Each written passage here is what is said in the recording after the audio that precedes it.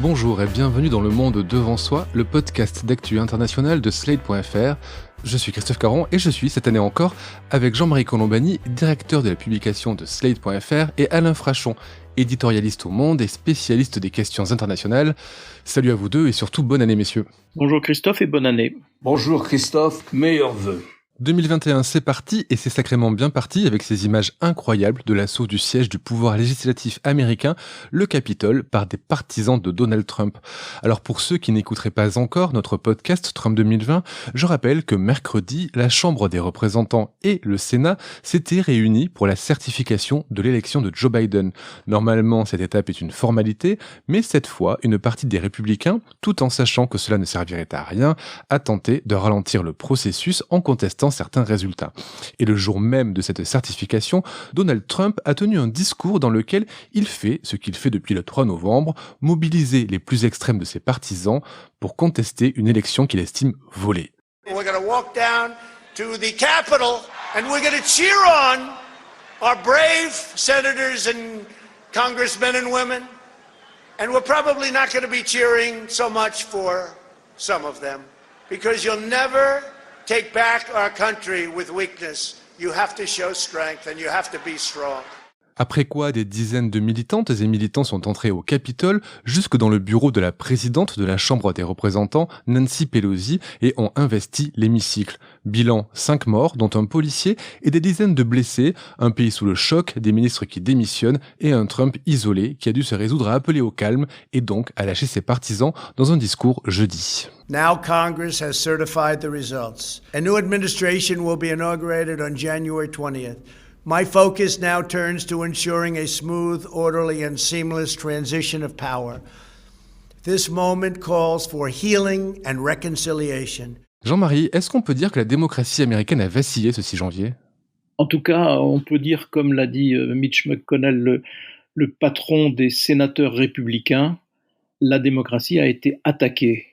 Et ils ont perdu, a-t-il ajouté. Et si on écoute Mitt Romney, il a dit il y a eu une insurrection initiée par le président des États-Unis. Donc forcément, le simple énoncé de cette réalité, c'est une attaque contre la démocratie, et ça a été un moment très dramatique dans l'histoire américaine, et je crois assez inédit.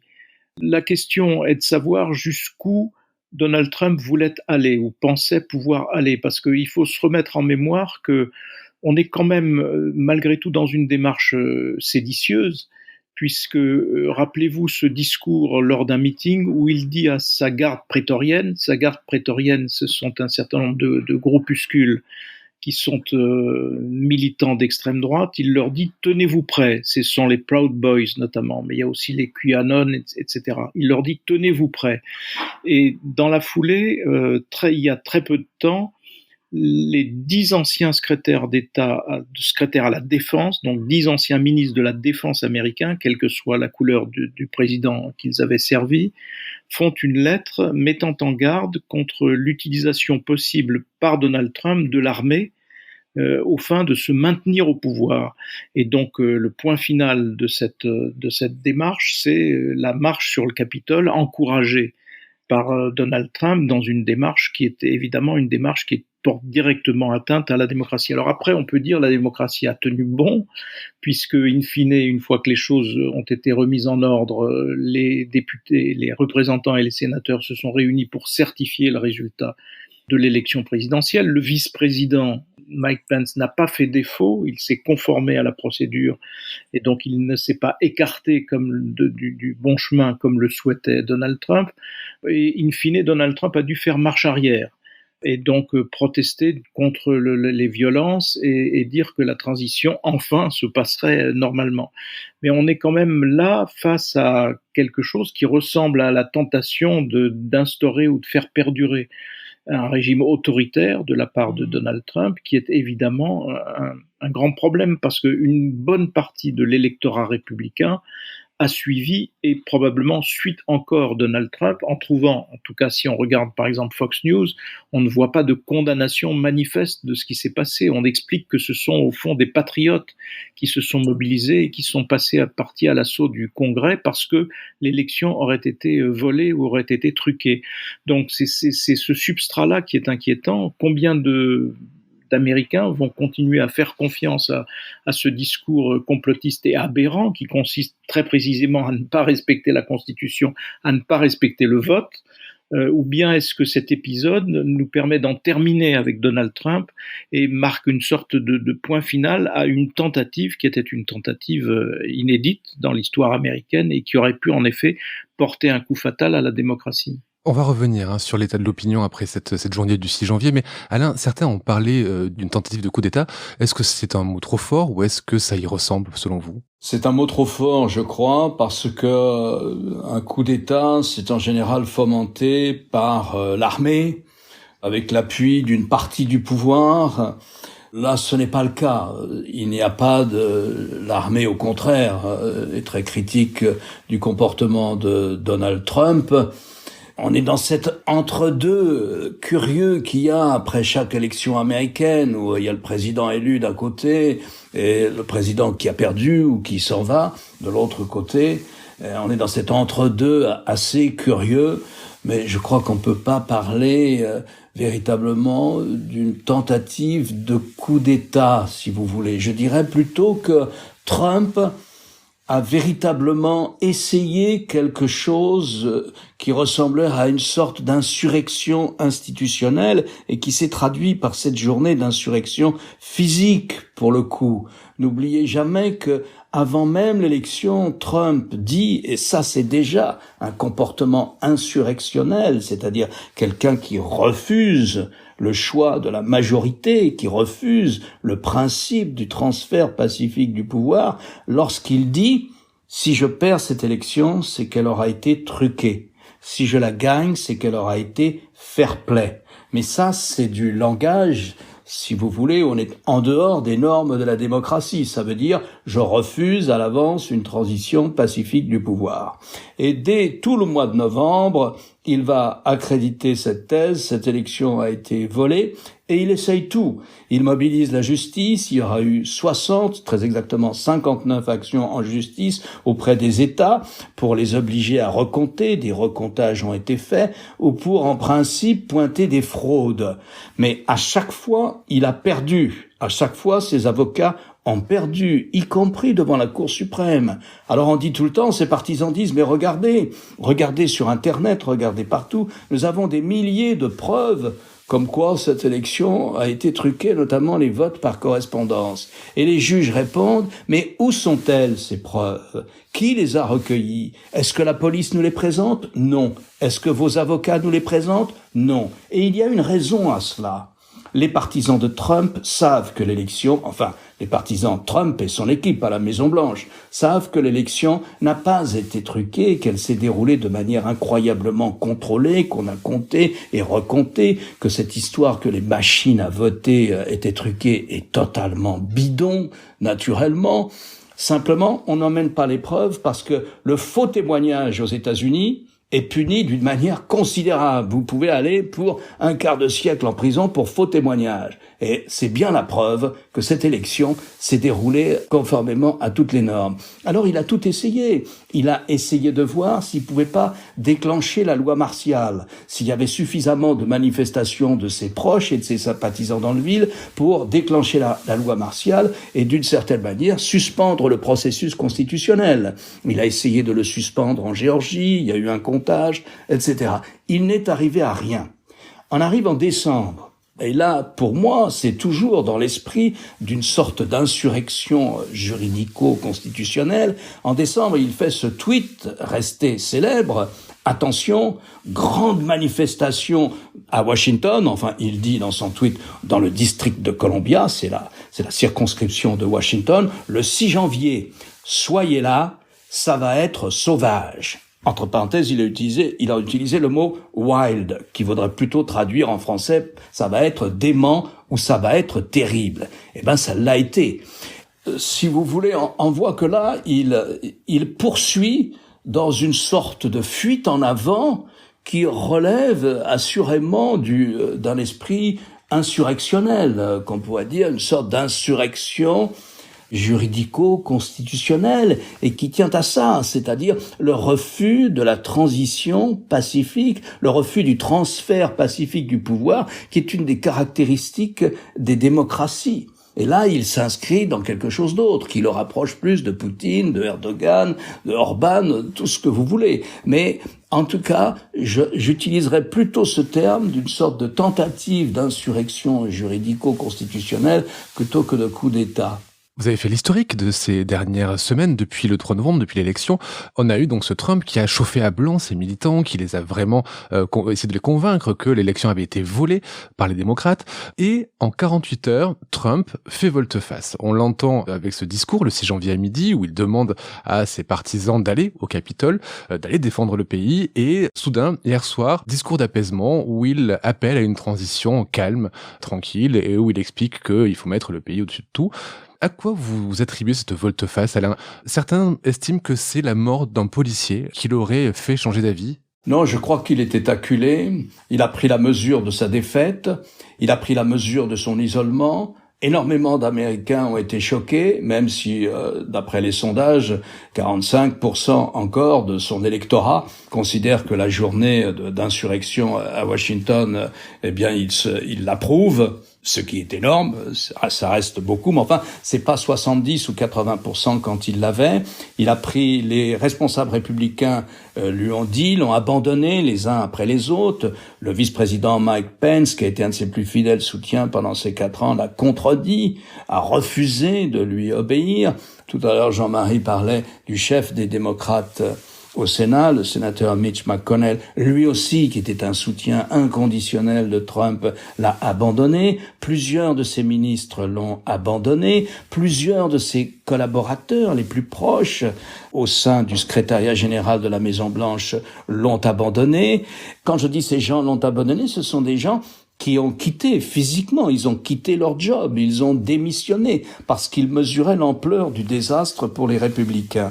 Donc je crois que c'est cet ensemble, peut-être aussi le fait qu'un policier a été tué, qu'il y a eu 5 morts en tout, mais je crois que c'est cet ensemble qui l'amène, et son entourage qui lui dit tu vas partir dans les conditions les plus épouvantables. Tu vas partir comme le responsable d'une attaque contre la démocratie américaine. Tu vas partir dans les plus mauvaises conditions. Et dans ces conditions-là, c'est même pas la peine de penser à une candidature en 2024. Et plus encore, tu as divisé le Parti républicain comme jamais, même s'il y a encore une centaine d'élus qui se sont refusés à certifier l'élection du 3 novembre par peur des réactions de leur électorat.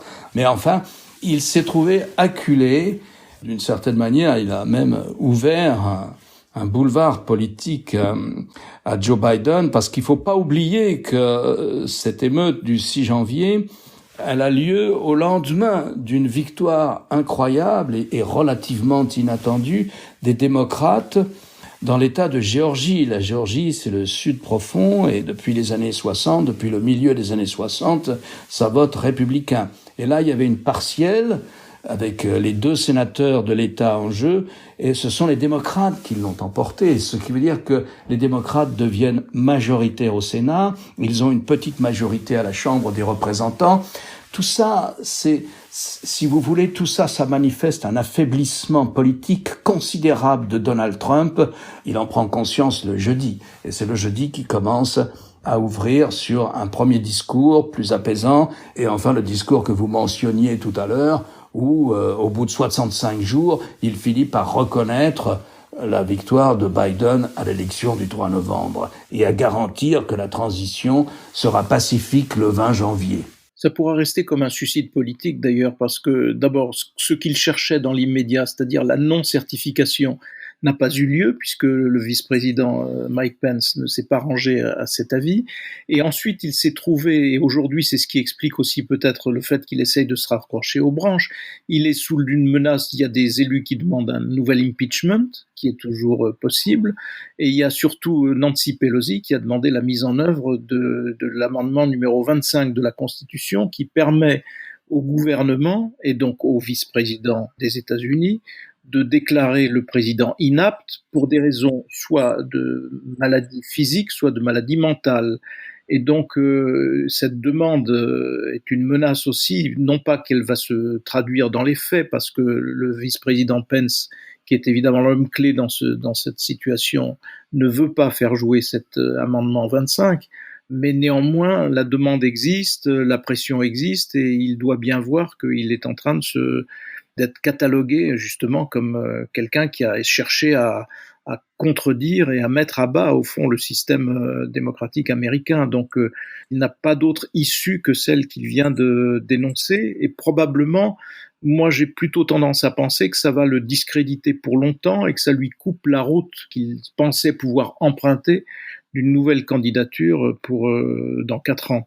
Donc le bilan est évidemment pour lui-même aussi catastrophique. Mais on retiendra aussi qu'il a quand même beaucoup flirté avec la sédition. On parlait tout à l'heure de l'usage qu'il voulait faire de la garde nationale. Il a aussi, dans la soirée d'assaut contre le Capitole, il a aussi cherché à éviter que la garde nationale ne soit employée pour faire reculer les manifestants. Donc dans un premier temps, il voulait l'utiliser à son profit, notamment lorsqu'il y avait des manifestations Black Lives Matter, et puis dans un second temps, pour lui-même, il a cherché à empêcher que la garde nationale ne remette de l'ordre dans la soirée de l'assaut contre le Capitole.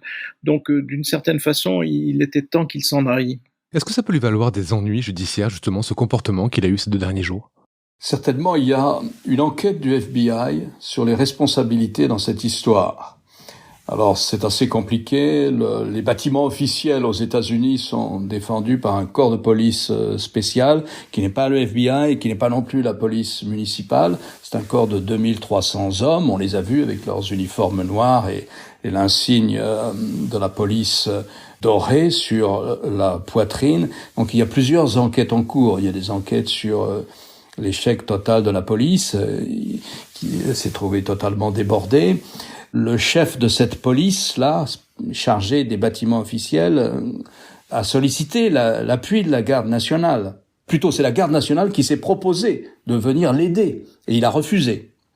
Il a refusé. Le FBI s'est proposé de venir l'aider pendant l'émeute. Et il a refusé, là encore. Donc lui, il a été acculé à la démission. Mais il y a une enquête interne. Et puis, il y a une enquête, pour le coup, de la police fédérale, du FBI, sur les responsabilités. Il n'est pas du tout exclu que cette enquête, dans 6 mois, ou dans 5 mois, ou dans 3 mois, sollicite un entretien avec Trump, qui déjà aura par ailleurs affaire à une multitude de procès divers, notamment à New York, par le parquet de New York, par le procureur général du parquet de New York, Monsieur Vance, qui veut l'attaquer qu'il attaque pour escroquerie fiscale, pour fausse déclaration. Mais c'est pas du tout exclu que le FBI l'entende. Le discours auquel vous avez fait référence tout à l'heure, alors c'est pas un discours qui fait dans la Maison Blanche, il sort, il y a des tréteaux, il vient, il parle aux dizaines de milliers de ses partisans qui étaient là. Et alors, quelquefois, il dit il faut que ça se passe pacifiquement, il utilise le mot, mais aussi il leur dit soyez forts.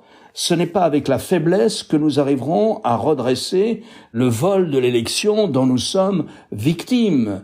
Soyez forts, il leur dit ça. Il sait très bien qu'il ne peut pas ignorer, parce qu'il a joué avec eux pendant 4 ans. Il sait très bien que dans cette foule, il y a des centaines de militants pro-nazis. Il y a les Proud Boys, qui sont des suprémacistes blancs, n'est-ce pas? Il y a des groupes ultra-violents qui sont là. Et ces gens-là sont poursuivis maintenant par le FBI. Ils ont fait des selfies, on les voit sur les photos, on les voit sur les films, etc. Donc oui, il y aura des suites judiciaires, et oui, ces suites judiciaires peuvent, à un moment, concerner Trump. Qui sont les derniers soutiens de Trump actuellement? Il en a encore des fidèles? Les fidèles d'entre les fidèles, c'est lesquels? C'est qui? Si vous voulez, il y a maintenant une partie du parti républicain qui voudrait reprendre l'électorat trumpiste, mais sans Trump. Tout le monde pense qu'aujourd'hui, que Trump peut pas se présenter en 2024 après ce qui s'est passé. Comme le disait Jean-Marie tout à l'heure, c'est fini pour lui. C'est un suicide politique. Mais en revanche, il y a des gens dans le Parti républicain, Ted Cruz, Marco Rubio, pour citer 2 sénateurs, par exemple, mais qui veulent reprendre les thèmes trumpistes. Et une fois débarrassés de Trump, qui veulent reprendre le manteau du Trumpisme. Le parti est divisé. Le parti est totalement divisé, plus divisé qu'il n'a jamais été. La tradition, c'était que les divisions internes, c'est plus chez les démocrates que chez les républicains.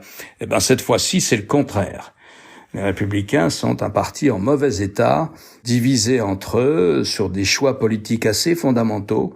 Vous avez la montée d'un nouveau parti républicain, la prochaine génération de républicains, qui n'est pas un parti libre-échangiste, qui est un parti protectionniste, qui est un parti qui est absolument pour la dépense publique, pour l'intervention de l'État dans la vie économique et sociale. Et donc, c'est une nouvelle forme de conservatisme.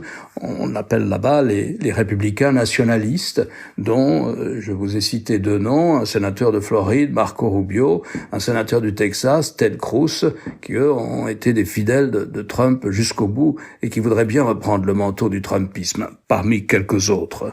Mais si vous voulez, il faut aussi se souvenir que Trump n'a pas initié la radicalisation du Parti républicain. Quand on le lit très bien dans le livre que Barack Obama a consacré à son premier mandat, on voit naître au sein du Parti républicain une extrémisation, une radicalisation qui est totalement à l'opposé de la tradition politique américaine, qui est toujours la recherche du compromis, et là qui est le refus du compromis, qui est l'affirmation d'une forme de sectarisme pour faire pièce et pour essayer de faire battre Barack Obama. Ils n'y arriveront pas puisque Barack Obama sera réélu, mais néanmoins, la radicalisation du Parti républicain est antérieure à l'élection de Donald Trump. Et Donald Trump, lui, va l'accentuer, va l'aggraver.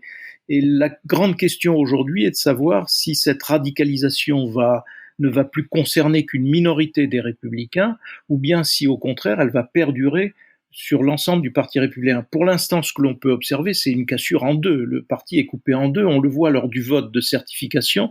Il y a 126 députés républicains qui votent contre la certification et les autres qui approuvent cette certification. Donc là, y compris le vice-président Pence, etc.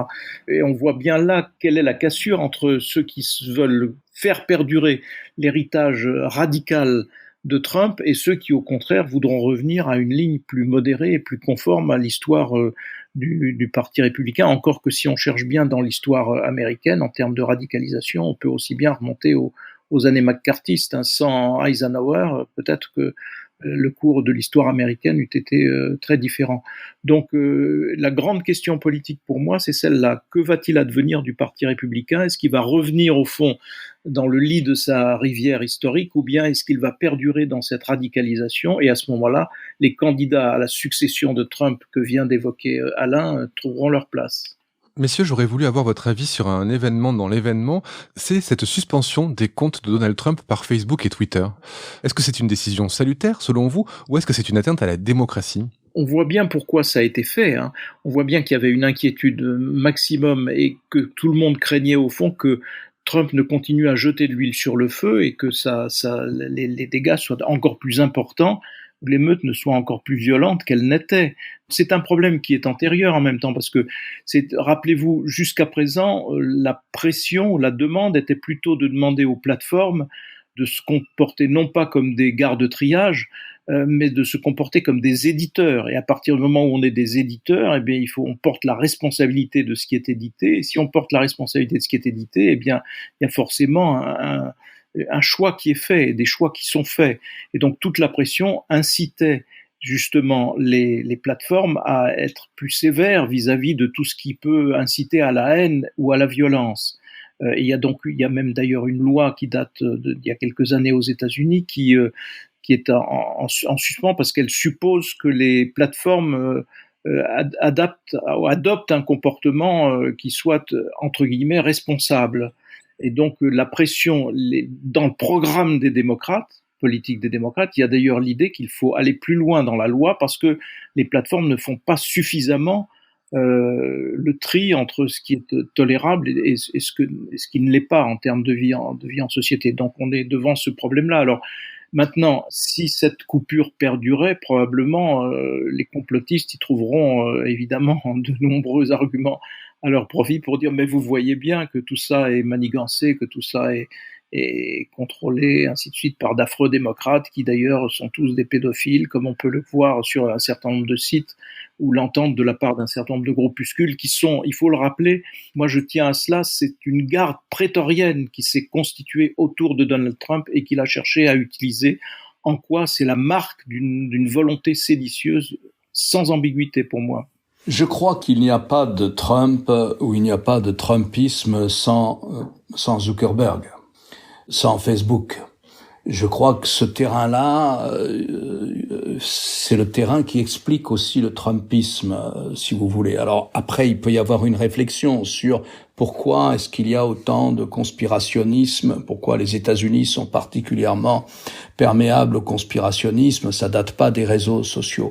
Mais on voit qu'on arrive aujourd'hui à cette situation où les théories de la conspiration sont de plus en plus nombreuses. Et là, tout le monde doit balayer devant sa porte. Elles sont de plus en plus nombreuses parce que l'État a menti, parce que les politiques ont menti, parce que les élites ont menti aussi. Il faut toujours revenir au mensonge d'État gigantesque qu'est l'intervention américaine en Irak et les années de violence et de chaos qu'on a connu à la suite de cette intervention, pas seulement au Moyen-Orient, mais aussi chez nous en Europe.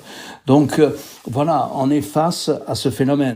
Les réseaux sociaux vont pas disparaître, ils vont marquer le territoire, l'horizon politique dans les démocraties pour longtemps. Mais voilà, comme le disait Jean-Marie tout à l'heure, il y a 2 grandes enquêtes qui sont en cours par des agences de l'administration sur comment contrôler les réseaux sociaux. Ce que vous dites là, ils ont suspendu le compte pour 24 heures. Bon, c'est une question qui soulève plein de problèmes. Ils l'ont déjà fait. Ils le font au lendemain d'un attentat contre une mosquée ou etc. Et puis après, à nouveau, ils font de l'argent sur la haine, comme le dit très bien notre confrère le Financial Times. Ils font de l'argent sur la haine. Ils ont monétisé la violence verbale, laquelle, on l'a bien vu, n'est pas un exutoire, mais débouche sur la violence physique qu'on a vue mercredi à Washington. Et donc, comment les contrôler sur le plan politique? Parce que c'est implicite dans votre question. Quel est le mandat de M. Zuckerberg ou de M. Dorsey qui lui a donné le mandat de couper la parole au président? Qui? Sur quelle base? Vous comprenez, on peut toujours dire que les 2 semaines qui viennent sont cruciales et que Trump a fait preuve de sa grande violence, etc., etc., etc. Mais enfin, en quoi sont-ils habilités à être comme ça les gens qui sont les gardiens du débat public aux États-Unis? On en revient à cette question de leur statut. Ce ne sont pas des éditeurs, ils sont protégés par cette réglementation qui va changer d'ailleurs et qui fait qu'on peut pas les poursuivre. Comme on peut pas les poursuivre, pendant quelque temps après qu'il y a eu un drame, il coupe le sifflet à un certain nombre de personnes, pour parler vulgairement, et puis après, on recommence. Parce qu'ils ont, je reprends l'expression de notre confrère, ils ont monétisé la haine. Ils ont prouvé, les réseaux sociaux, qu'ils étaient incapables de se contrôler eux-mêmes. À chaque fois, ils disent, mais c'est nous qui allons nous contrôler, alors on va avoir des dispositifs de filtrage, de ceci, cela. Ils ont prouvé qu'ils en étaient incapables. Et donc, il faudra bien qu'on trouve un statut juridique qui règle cette question de leur intervention dans la vie publique, mais pas seulement ça, parce que c'est les enquêtes, les 2 grandes enquêtes en cours couvrent aussi leur statut fiscal et le monopole qu'ils ont sur le plan technologique, dans le champ de la technologie. Donc, il y aura 3 aspects de la réglementation des réseaux sociaux qui vont monter dans les années qui viennent. Réglementation sur leur rôle politique, leur responsabilité politique, donc comment se fait le filtrage des contenus, quel est le type de responsabilité qui doit leur incomber pour les contenus qu'ils véhiculent. Ensuite, comme c'est des sociétés de services, donc ils peuvent très facilement délocaliser leurs bénéfices. Ensuite, quel est leur statut fiscal? Et troisièmement, cette situation de monopole économique et technologique. Eh bien, merci, messieurs, pour ces explications, comme chaque semaine. Il reste 12 jours avant l'investiture de Joe Biden. Alors, 12 jours où je pense qu'il ne se passera plus grand-chose après le discours de Donald Trump de jeudi soir. Enfin, on espère. En tout cas, nous, on se retrouve la semaine prochaine pour un nouvel épisode du Monde devant soi. Merci Jean-Marie. Merci Alain. À la semaine prochaine. Merci Christophe. Au revoir Christophe, merci. Vous venez d'écouter Le Monde devant soi, un podcast Slate.fr à retrouver tous les samedis matins sur Slate.fr ou sur votre application de podcast préférée. Si vous avez aimé, n'hésitez pas à vous y abonner et à nous mettre 5 étoiles.